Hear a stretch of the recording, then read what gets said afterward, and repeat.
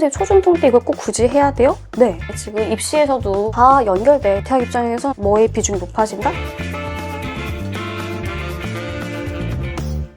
안녕하세요, 선생님. 오늘 이제 5월부터 새로운 특강이 열린다고 하셨는데 이번에 5월 새로 열리는 스피치 특강 어떤 수업인지 간단하게 설명해 주실 수 있을까요? 작년에 초등영어를 론칭을 했어. 또 1년 만에 스피치 강좌를 열게 됐는데 아이들을 이렇게 잘 관찰을 해보니까 애들이 말을 잘 못해. 그래서 이건 단순히 성적을 떠나서 이게 말하는 게 정말 중요한데 내 생각을 표현하고 필요한 게 있으면 정당하게 요구를 할 줄 알아야 되는데 끝맺음하는 친구들이 거의 없더라고. 행동을 보고 판단을 하려면 시간이 많이 걸릴 수밖에 없고 일상생활에서 말을 잘 해야 되는데 이거 우리 친구들이 어렸을 때부터 배우면 배울수록 정말 좋겠다라고 해서 스피치 강좌를 열게 되었어. 그런데 너도 알다시피 내가 선생님들을 모시고 올 때 되게 깐깐하게 많이 보는 편이잖아. 이걸 언제 아이들한테 가장 필요한 시기에 붙이면 좋을까? 최강의 프로필을 가지고 있는 분을 모셔서 이번에 개강을 하게 되었어. 굳이 초등, 중등, 어린 나이부터 스피치를 좀 전문적으로 배워야 하는 이유가 선생님은 뭐라고 생각하시는지가 궁금해요.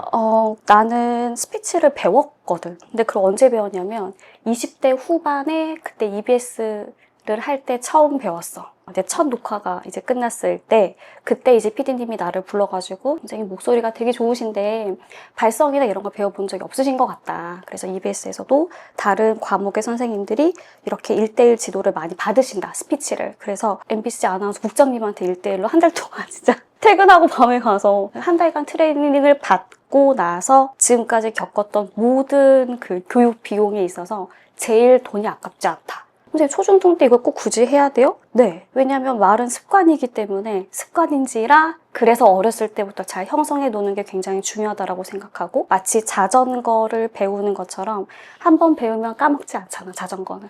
그러니까 이게 내가 해보니까 벌써 그게 몇 년이야. 그걸 받았던 그 한 달 전과 한 달 후가 내가 완벽하게 달라. 말하는 방식, 논리적인 구조 방식, 제스처, 아이 컨택 이런 모든 게 정말 달라. 내가 찾던 또 그런 분을 모시게 된 거지. 아나운서 경력이 있으시고 한양대 연극영화학과 출신이시고 배우 필모그래피까지 가지고 계신 내가 봤을 땐 거의 모든 경력에 있어서 끝판왕이신 분이야, 이분이. 내가 작년 10월부터 계속 기획을 하다가 지금 이 타이밍에 오픈을 한 거거든. 그러니까 이분이 특이한 게 연영과 출신이라고 했잖아. 그러니까 연극영화학과는 연기에 대한 모든 걸 완벽하게 배우는 커리큘럼인 거잖아. 실은 그 연기자인지도 원래는 안 밝히셨어. 아나운서 이제 경력이 있고 표현하는 것에 대한 걸 다 망라해서 교육받으신 분이어서 그런 것들을 우리 아이들도 꼭 배우면 좋겠다라고 생각을 했어.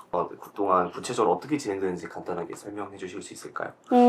말하기의 가장 기본은 호흡이래. 그 다음에 두 번째는 복식으로 해서 말을 이렇게 음성을 퍼뜨리는 연습. 그 다음에 조음이라고 해서 음을 조합하는 그런 부분들. 그래서 이런 건 공식적으로 다 나와 있는 그 커리큘럼인데 얼마만큼 그 아이의 특성에 맞게 잘 가르치느냐. 이게 또 중요한 거잖아. 근데 이게 아마 대형 강의에서는 힘들 거고. 그래서 우리는 이제 주로 우리 아이들만 소수 정예로 할 수 있게끔 이렇게 커리큘럼을 짠 거야. 그래서 한 달 동안 주 1회니까 4번 만나는데 4번 만나는 동안에 음이 어떻게 이루어져 있고 어떻게 말을 내뱉어야 하는지 호흡은 어떻게 하고 문장에서 퍼스 조절은 어떻게 하는지 이런 것들을 아주 체계적으로 배울 거야. 그러니까 일상적 대화를 말할 때랑 강의를 할 때나 혹은 앞에 발표를 할 때랑 완벽하게 분위기가 전환이 되어야 되는 건데 우리 수업에서는 그걸 배울 수 있는 거야. 2개월째부터는 스토리텔링 하는 법 그리고 어떤 특정한 주제가 있었을 때 그걸 논리적인 단계로 잘 말할 수 있는 기법들 공부를 하는 거야. 알맹이가 중요하다. 아무리 표현력이 좋고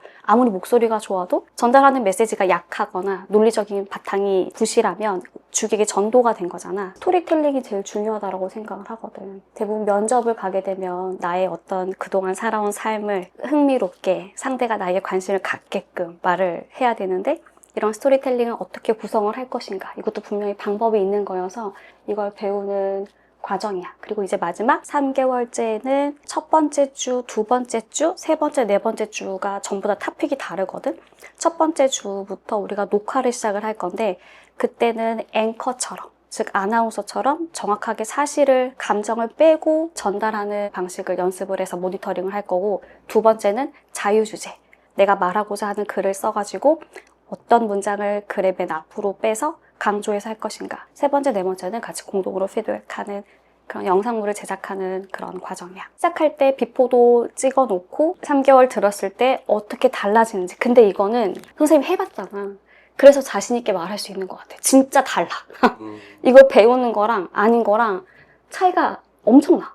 우리 아이가 실제로 그럼 어떻게 달라질 수 있을지 좀 기대할 수 있는 것들이 첫 번째로는 상황에 맞게 발화를 다르게 할 수 있는 것. 일상적 대화를 할 때랑 발표를 할 때랑 아니 누군가를 임원 선거에서처럼 설득을 해야 되는 그런 상황에서 아마 다른 목소리를 쓸 수 있게 될 거야. 그리고 두 번째, 가장 이건 많이 힘든 부분인데 갑작스럽게 많은 사람들 앞에서 얘기를 하는 게 정말 쉽지 않잖아.